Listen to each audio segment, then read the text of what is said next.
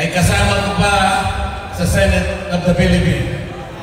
Ang aking kaibigan, ang aking kumare, Senador Amy Marcos.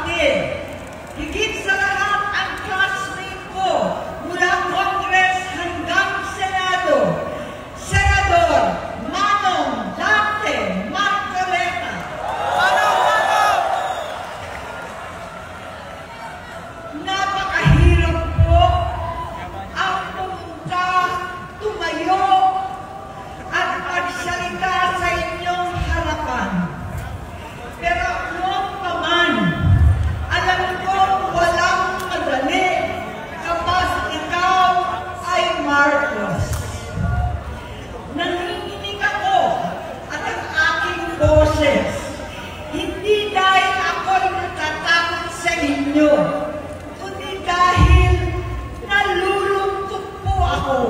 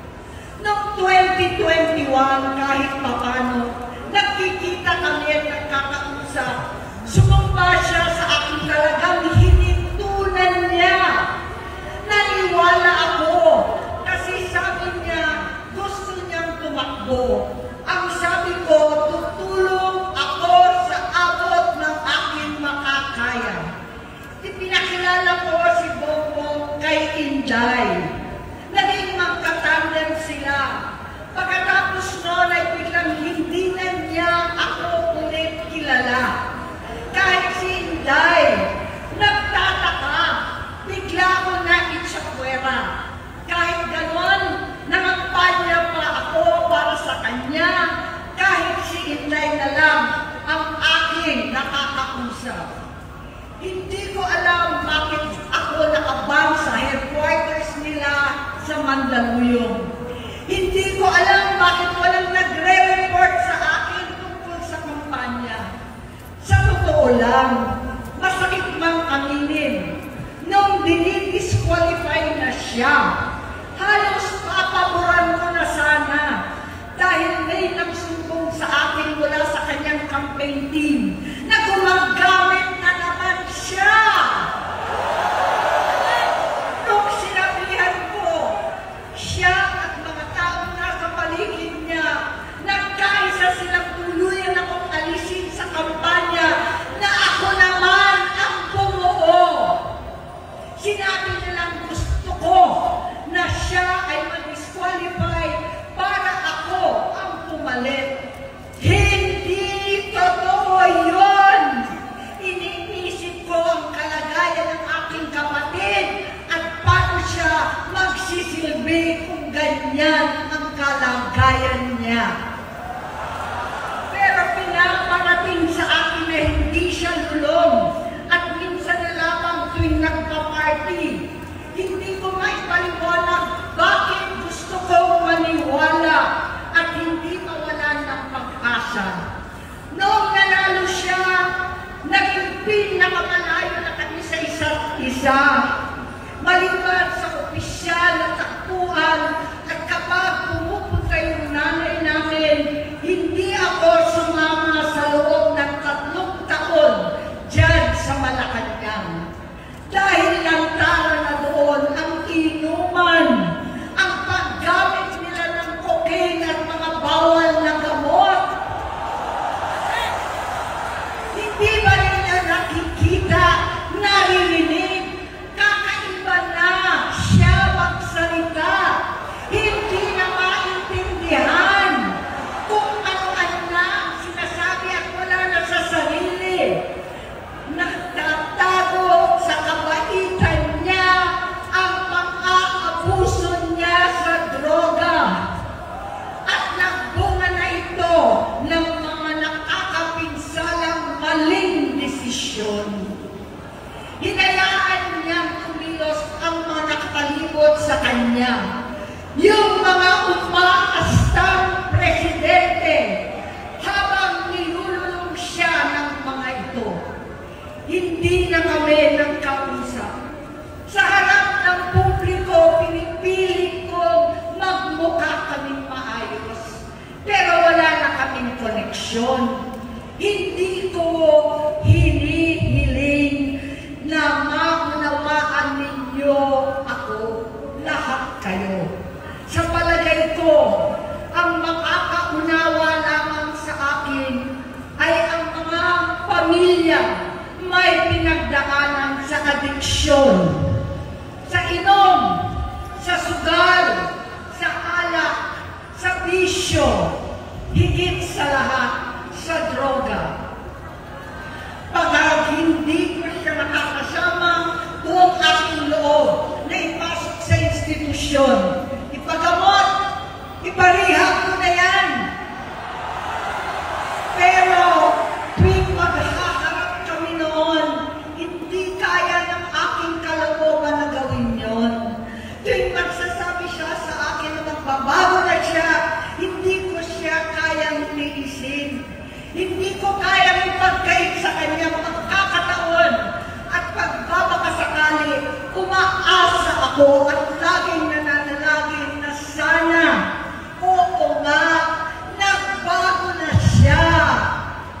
Hanggang dumating ang 2024 at 2025, yung bisyo niya na ang dahilan ng pagbahak ng korupsyon, kawalang direksyon, at maling-maling mga desisyon. Walang accountability, wala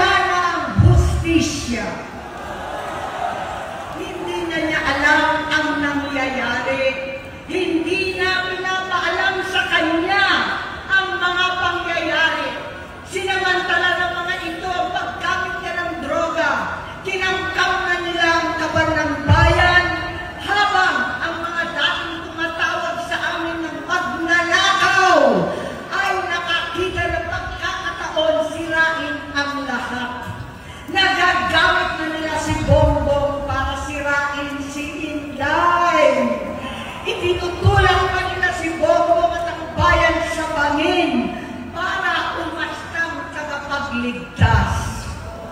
Mula sa pagtraidor at pagpapahamak kay VP Inday, sa confidential funds na kung tutuusin ang galing naman sa opisina ng Pangulo, hanggang sa pagpadukot sa dating Pangulong Duterte para itago na lamang sa ibang bansa.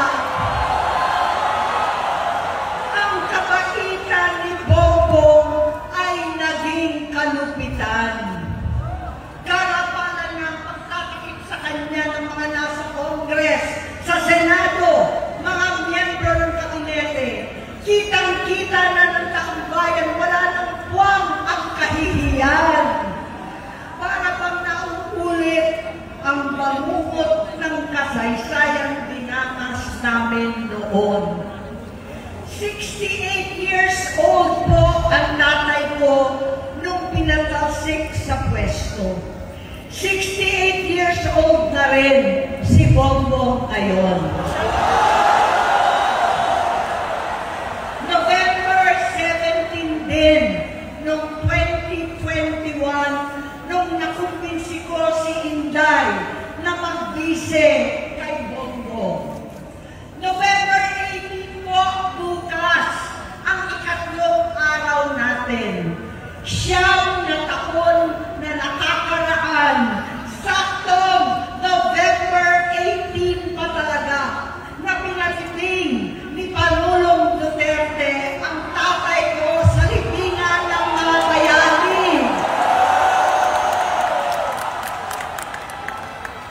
Halo-halo na ang aking nararamdaman, pero alam kong ito ang dulo at hangganan ng aking pagtitiis at pananahimik.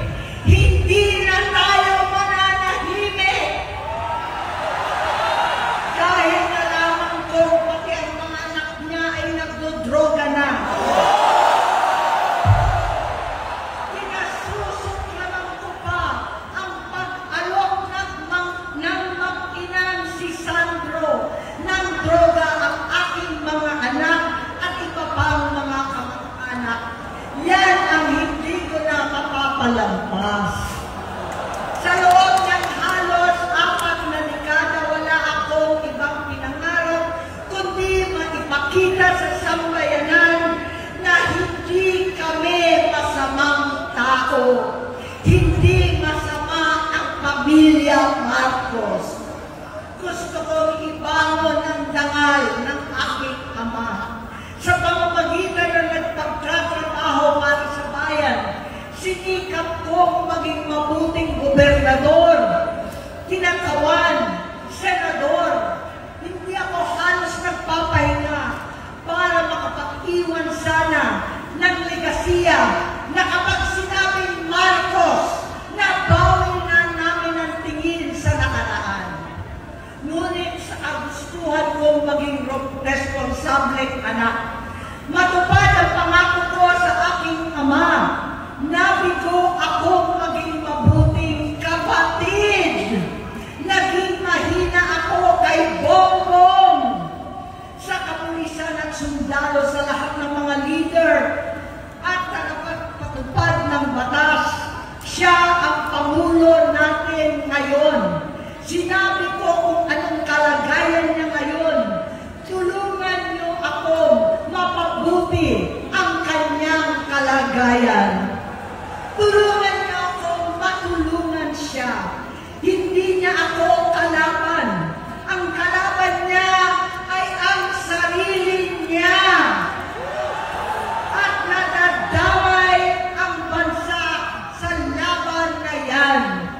Bilang senador at lingkod bayan, batid ko ang mga problema at gaya ng bayan, alam ko rin ano ang solusyon. Sa pagkakawatak-watak, patuloy na pamumulitika, pagnanasa sa kapangyarihan ng mga talunan naman, kaguluhan sa Mindanao, alanganing giyera sa China at Estados Unidos,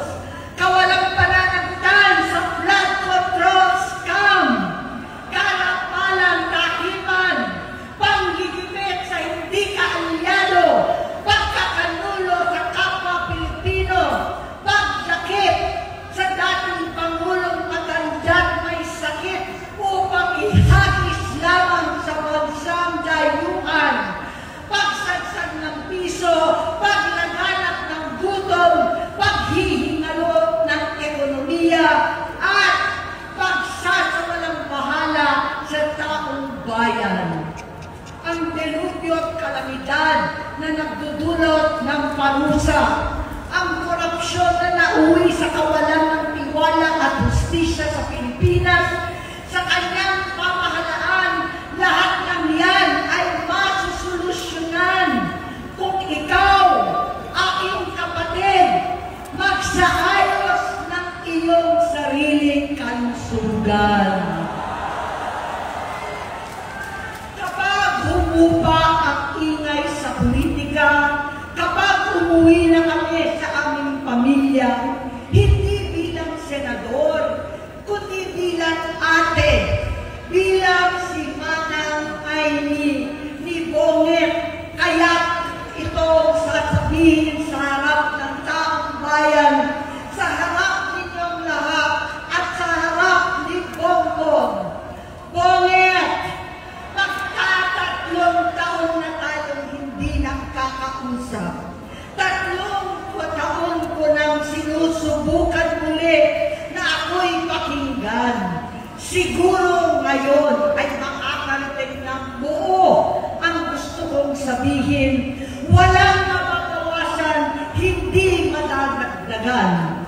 Bongbong, nag-aalala sa'yo si Manang.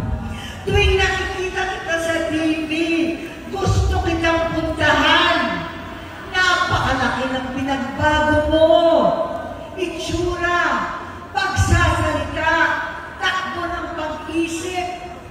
Minsan, napapatanong ako sa sarili ko, ikaw pa ba yan? Si Bongbong ba talaga yung nakikita ko? Pero ako, aling ko, ako pa rin ito. Ako pa rin ang ate mo na tumayong ama't ina sa inyo sa ibang bansa. Ang kasama nyo sa sumubok na sanglain lahat ng sakit para sa iyo. Ang kapatid mo na hindi mo kailangan hingan ng tawad dahil agad ka nang iniintindi at tatanggapin dahil mahal kita. Nasa Bagong Tipan, kay Lucas, Kapitulo 17, versikulo 3 hanggang 4. Kung magkasala ang iyong kapatid, sawayin mo siya. At kung siya'y magsisi, patawarin mo siya.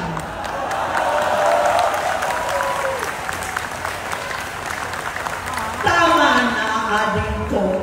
Tapusin mo na ang paghihirap mo at ng bayan. Gaya nung umalis tayo sa palasyo, kaya mo pa rin hawakan ang iyong kamay, huwag kang matakot. Malaki na ang dulot sa iyo ng droga. Sinisisi ko ang sarili ko dahil hindi ako nakinig sa mga sumbong. Hindi ako nakialam. Hindi ako maniwala. Pero hindi pa huli ang lahat. Tama na, ading ko. Magpahinga na tayo. Umuwi na tayo. Magpagamot, magpagaling at nangangako ako. Hindi ako malilingan, hindi ako magkukulang. Lahat ng kasama mo ngayon, hindi natin kasama sa pinakamadilim na bahagi ng buhay natin. Kasama mo sila ngayon dahil nasa taas ka pa.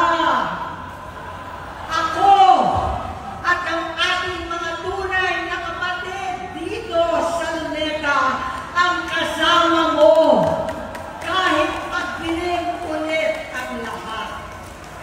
Sa likuran mo ang iniisip at ibinubulong lang ang misyon. Unahin na natin ang kalusugan mo dahil sa adiksyon na bigyan mo ng malubhang karamdaman ang buong bansang Pilipino. Matatanda na tayo, sakitan na si Mami, alagaan na lang natin ang isa't isa. Kaliwat kanan man ang panghuhusga sa akin, malinaw sa aking puso na dapat mauna ang Diyos, ang bayan, pamilya at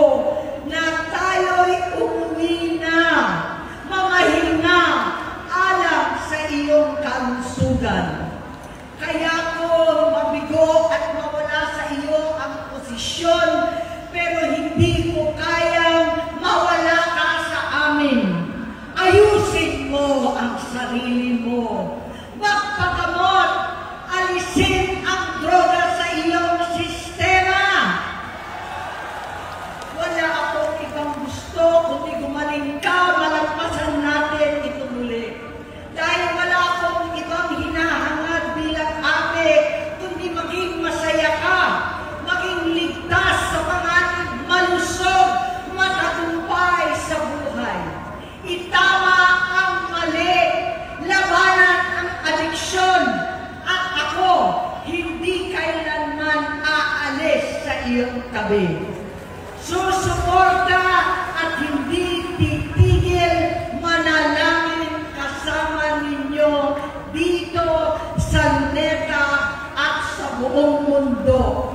Dahil iyon naman ang tungkulin at ibig sabihin ng salitang kapatid, kapatid, mabuhay kayo, kapatid. Maraming salamat po.